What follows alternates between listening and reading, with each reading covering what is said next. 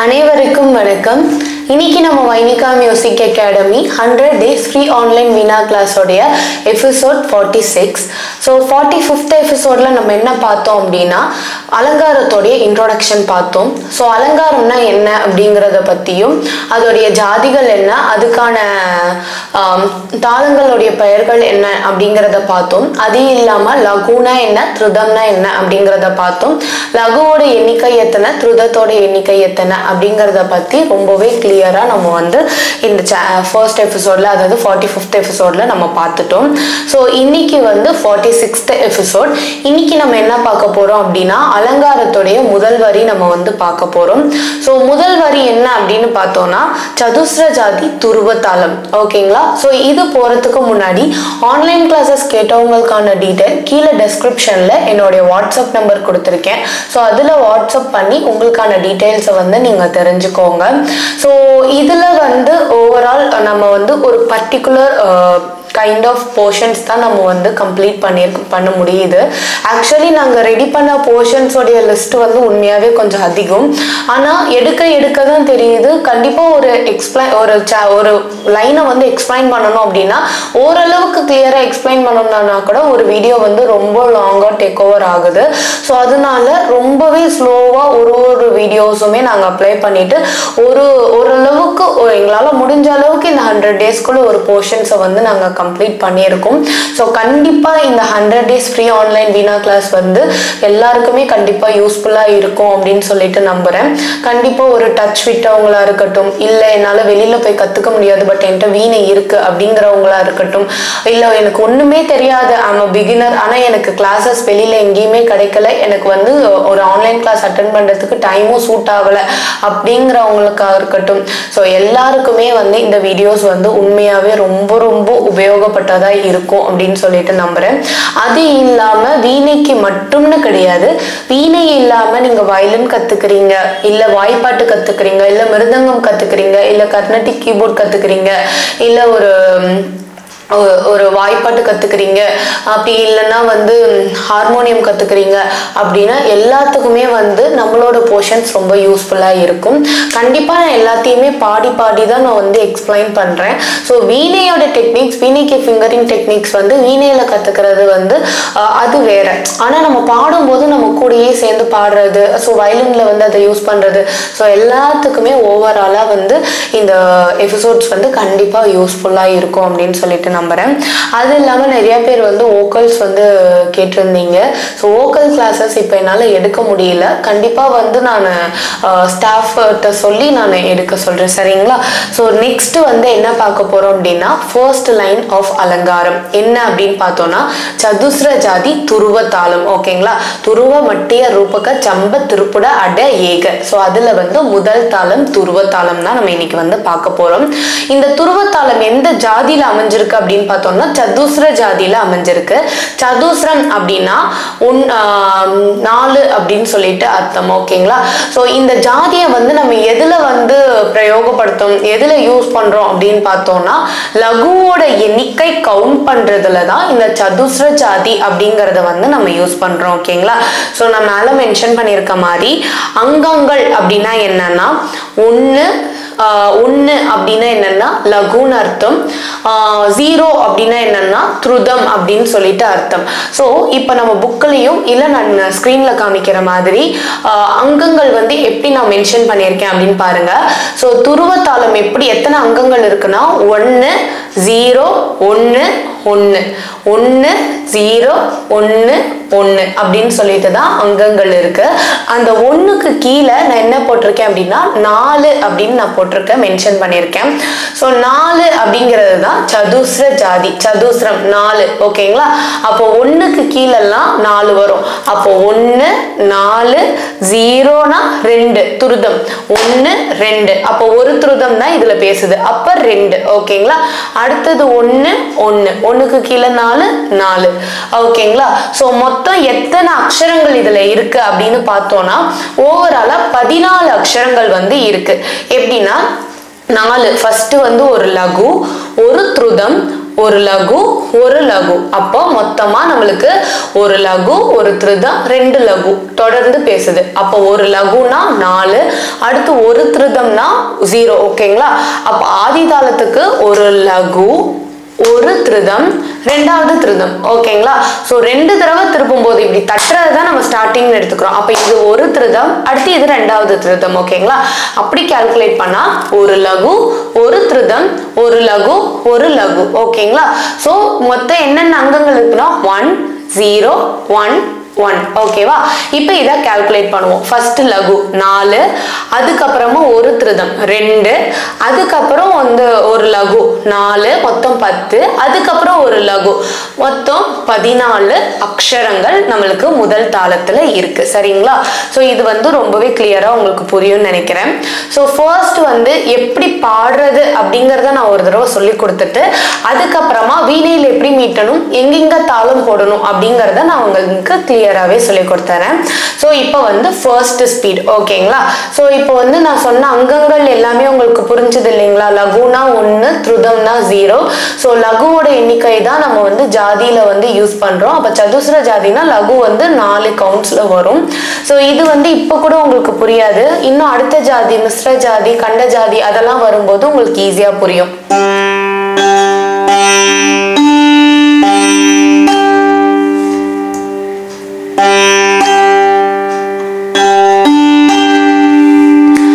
ஓகேங்களா? So first எப்படி பாடுறதுன்னு ஒரு தடவை பார்க்கலாம். சரி க மா ரே க மா. ஓகே. சரி க மா க ரே சரி க ரே சரி க மா. புரியுதா? ஃபர்ஸ்ட் லகு போயிட்டு அடுத்து ஒரு திருதம், அதுக்கப்புறம் லகு, அதுக்கப்புறம் ஒரு லகு. ஓகேவா? திருப்பி சொல்றேன் பாருங்க. சரி க மா க ரே சரி க ரே சரி க மா. புரியுதுங்களா? சோ அடுத்தது ரீ க மா பா மா க ரீ க மா க ரீ க மா பா க மா பா த பா மா க மா பா மா க மா பா த மா பா த நீ மா பா தா பா மா பா த நீ பா த நீ சா நீ த பா த நீ த பா த நீ சா சா நீ த பா த நீ சா நீ த நீ சா நீ த பா நீ த பா மா பா த நீ த பா த நீ த பா மா தா பா மா க மா பா தா பா மா பா தா பா மா க பா மா க ரே க மா பா மா க மா பா மா க ரே மா க ரே சரி க மா க ரே க மா க ரே சா. ஓகேங்களா? ஸோ இதுதான் வந்து துருவ தாளம். ஓகேங்களா? ஸோ சதுஸ்ர ஜாதி துருவ தாளம். சரிங்களா? ஸோ எப்படி பாடுறது அப்படிங்கிறத நான் பாடும்போதே, ஏன்னா தாளம் வந்து நான் கிளியரா அப்படி கையில காமிச்சு தான் நான் போட்டிருக்கேன். ஸோ நான் பாடும்போதே என்னோட சேர்ந்து நீங்க தாளம் போட்டு பாடுனீங்கன்னா உங்களுக்கு ஓரளவுக்கு சீக்கிரமா அது இங்கதான் வருது அப்படிங்கிறது தெரியும். இன்கேஸ் நான் இது வரைக்கும் பாடினதே இல்லை, இதான் பேசிக், இப்பதான் ஃபர்ஸ்ட் பண்றேன் அப்படின்னா கண்டிப்பா 10 தடவை 5 தடவை ஒரு பாஸ் பண்ணி வச்சுட்டு நீங்கள் போட்டு பாருங்கள். அப்போ தான் வந்து உங்களுக்கு ரொம்பவே சீக்கிரமாக ஓரளவுக்கு அது நம்மளுக்கு வந்து புரியும். சரிங்களா? கொஞ்சம் டச் விட்டாலுமே இது வந்து கொஞ்சம் சிரமமாக தான் இருக்கும். ஸோ ஃபர்ஸ்ட் எப்படி வாசிக்கிறது அப்படிங்கிறத நான் கொஞ்சம் கொஞ்சமாக சொல்லித்தரேன். கொஞ்சம் கொஞ்சமாக வந்து கற்றுக்கோங்க. ஓகேங்களா? ஸோ ஃபர்ஸ்ட்டு ஒரு லகு ஒரு திருதம், ஒரு லகு ஒரு லகு. ஓகே, மொத்தம் 3 லகு ஒரே ஒரு திருதம் தான் இருக்குது. ஓகேங்களா? இதில் நிறைய மிஸ்டேக்ஸ் வரும். எப்படி பார்த்தோம்னா, ஏன்னா லகு 2 வருது, பின்னாடி திருப்பி ஒரு லகு வரும், அடுத்து திருதம் வருதா அப்படிங்கிறதே நம்மளுக்கு வந்து ஒரு பெரிய டவுட்டாக இருக்கும். எங்கடா வருது, என்னடா பண்ணுறோம், என்னடா எப்படிடா இருக்குது அப்படிங்கிற மாதிரி எல்லாம் ரொம்பவே கன்ஃபியூஸ் ஆகும். பட் ஆனால் ப்ராக்டிஸ் தான். ப்ராக்டிஸ் பண்ண பண்ண உங்களுக்கு வந்து ஈஸியாக வந்துடும். ஓகேங்களா? ஓகே, ஸோ ஃபர்ஸ்ட் எப்படி பாடுறதுன்னு பார்க்கலாம். கொஞ்சம் கொஞ்சமாக சொல்லித்தரேன். ஃபர்ஸ்ட்டு சரி க மா க ரீ, ஓப்பன் தாளம் ஒன்று, அந்த க ரீல வந்து ஒரு தாளம் வருது. ஓகேவா? இப்போ ஓப்பன் தாளம் சரி க மா க தாளம் ரீ, புரியுதா? சா ஓப்பன் தாளம், சரி க மா க தாளம் ரீ, சரி கரி சரி கமா.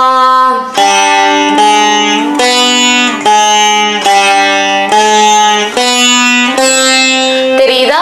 ஒரே லைனுக்கே 4 தாளம் வருது. ஓப்பன் தாளம், துருதத்துக்குள்ள ஸ்டார்டிங் ஒரு தாளம், கரி ஒரு தாளம், அடுத்து சரி கரி சால ஒரு தாளம், திருப்பி வந்து ஓப்பன் சால ஒரு தாளம். ஸோ மொத்தமாக ஒரு லைனுக்கே 4 தடவை நம்மளுக்கு வந்து தாளம் போடுற மாதிரி இருக்கு. ஓகேங்களா?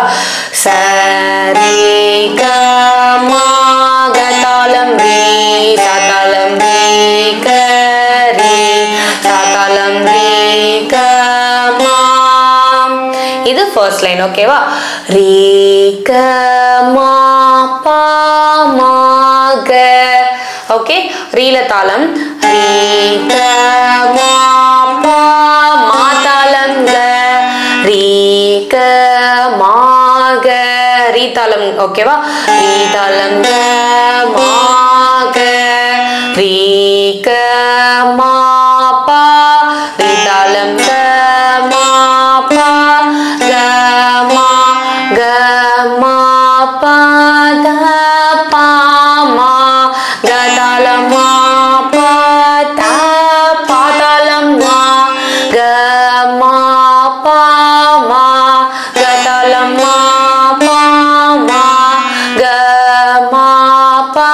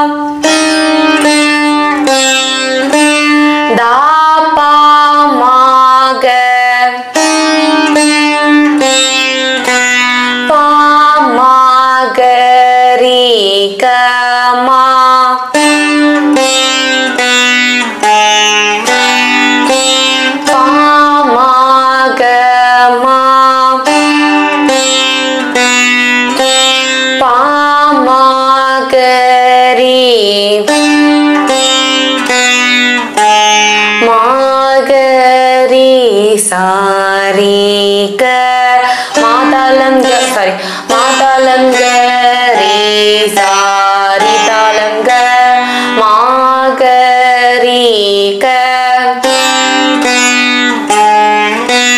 மாகரி சா.